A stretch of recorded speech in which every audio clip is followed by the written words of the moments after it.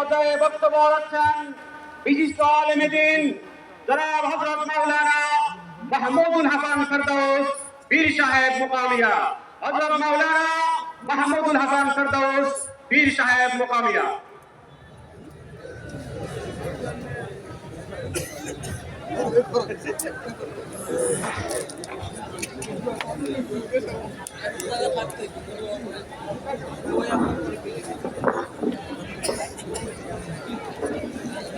السلام عليكم ورحمة الله وبركاته.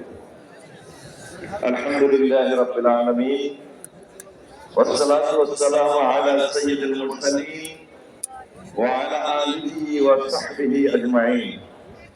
ইসলামী যুব আন্দোলন কর্তৃক আয়োজিত ঐতিহাসিক এই মহাসমাবেশের সম্মানিত সভাপতি, এই মহাসমাবেশের প্রধান আকর্ষণ ইসলামী আন্দোলন বাংলাদেশের অবিসংবাদিত নেতা আমির সরদার হযরত পীর সাহেব কিবলা নায়েবে আমির মহোদয় সহ সম্মানিত সুধী মণ্ডলী এবং আমার সামনে উপস্থিত সম্মানিত যুবক ভাইরা, আমি আবারও জানাচ্ছি আসসালামু আলাইকুম ওয়া রাহমাতুল্লাহি ওয়া বারাকাতুহু। আজকে এই মহাসমাবেশে আমি দীপ্ত কণ্ঠে ঘোষণা করতে চাই যে আগামীর বাংলাদেশ ইসলামী আন্দোলনের বাংলাদেশ। বাংলাদেশে ইসলাম এসেছে আউলিয়া কিরামদের মাধ্যমে, আবার এই দেশে ইসলাম প্রতিষ্ঠিত হবে সেই আউলিয়া কিরামদের মাধ্যমে। বাংলাদেশে শরিয়াত এবং ইলমে মারিফাত উভয়ের সমন্বয়ে রাজনৈতিক দল হিসাবে ইসলামী আন্দোলন বাংলাদেশের কোনো বিকল্প নাই।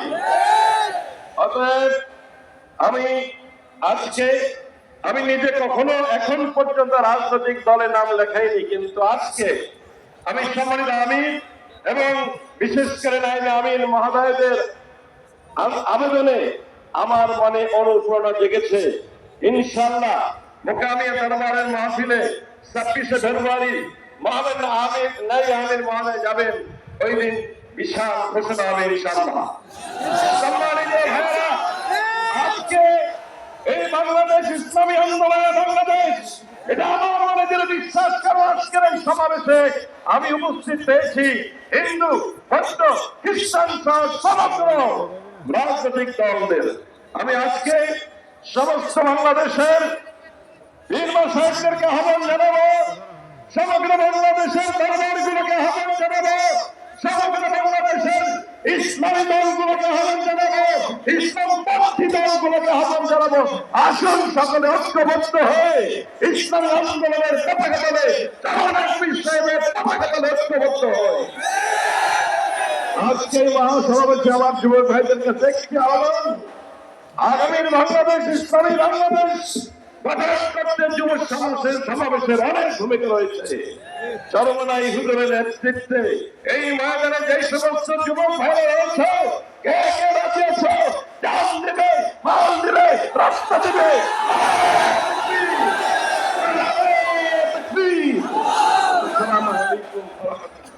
সংগ্রামী সহযোদ্ধা বন্ধুগণ, পঞ্চম জাতীয় যুব কনভেনশনে